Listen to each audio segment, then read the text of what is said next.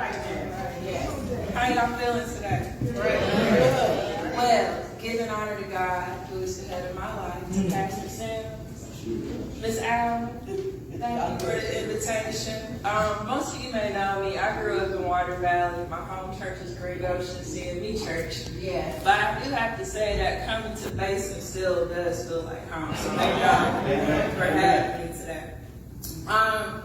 When Ms. Alma told me what the theme was for today, the heart of a woman, I had a lot of things come to mind. So I'm just going to share a few remarks, and I hope that this touches at least one woman here today. Amen.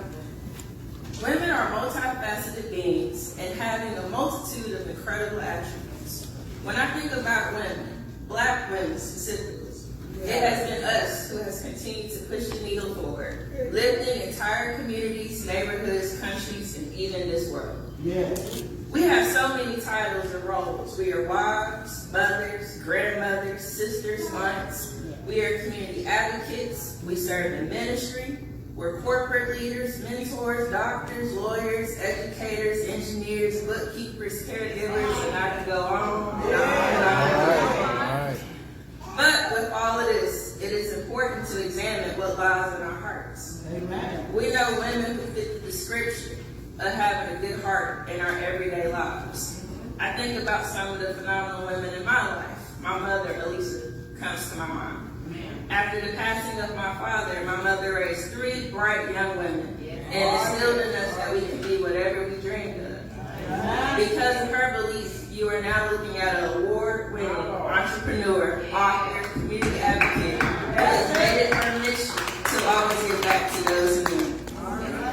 But if we look in the Bible, we can also find examples of women showcasing the meaning of having a good heart. Ruth's heart was filled with loyalty and devotion. Yes. Even after her husband died, she chose to stay with her mother-in-law, Naomi, saying, "Where you go, I will go. Where you stay, I will stay. Your people will be my people, and your God will be my God." Ruth's heart was steadfast, loving, embodying commitment and faithfulness. When we think about Esther, Esther's heart was courageous and selfless. As queen, she risked her life to save her people, the Jews, from annihilation. Her bravery and willingness to act for the greater good, even at her own personal risk, shows a heart filled with courage and compassion. But with having a good heart comes much responsibility. Feeling the weight of the world on our shoulders, the thankless jobs that we serve. Some women raising families by themselves, trauma that has plagued us for most of our lives. Feeling of having to show that we are strong every single day. Living in the fear of saying we can't handle this or this is too much because people may think that we're just too weak. How is it that when we do stand up for ourselves as women, we are demonized, described as being too aggressive or doing too much?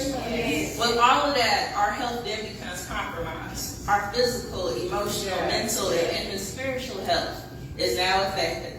But I come to Bayson Chapel today to remind the women in the audience that we must take care of our hearts. Our hearts are the main vessel that keeps us going.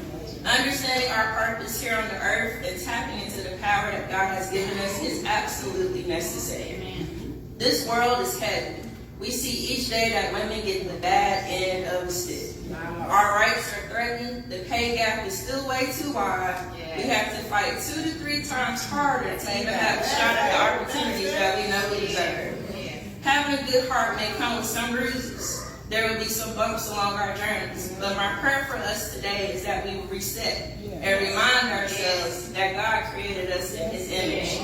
In Proverbs 4:23, it says, "Guard your heart above all else, for it determines the course of your life." Today I remind you ladies to embrace self-care. Lean on your support system. Ask for help when you need it. Go for that walk. Take that Zumba class. Find a therapist. And most importantly, keep the faith. Do not ever let go of your faith. Thank you.